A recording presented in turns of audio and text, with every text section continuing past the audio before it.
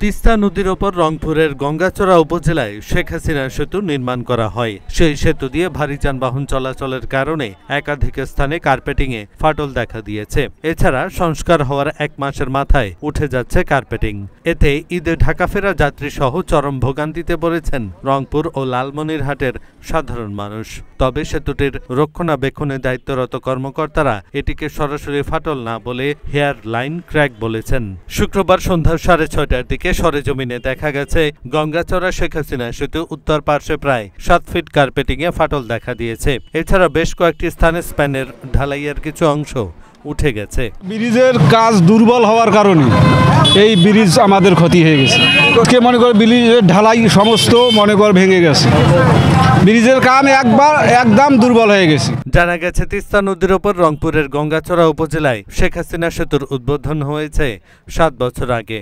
উদ্বোধনের পর থেকে সেতুর ওপর দিয়ে ভারী যানবাহন চলাচল বন্ধ ছিল 3.5 বছর। 1.5 বছর আগে বাস ট্রাক চলাচল শুরু হলেও সংযোগ সড়ক দুর্বল হয়ে পড়ায় এখন আবার তা বন্ধ হয়ে গেছে। নতুন করে সড়ক সংস্কার ও নির্মাণ না হওয়া পর্যন্ত আগামী বছরের জানুয়ারি পর্যন্ত গাড়ি চলাচল বন্ধ রাখা হয়। পরে ট্রাক শ্রমিকরা চাপ দিলেই সেতুর উত্তর প্রান্তে প্রতিবন্ধক খুঁটি বসানো হয়।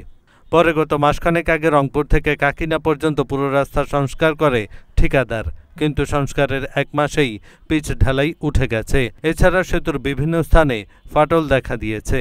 এখনো ব্রিজটা হবার 5 বছর হয় নাই, আর ব্রিজের গ্যারান্টি দিয়েছে 100 বছর।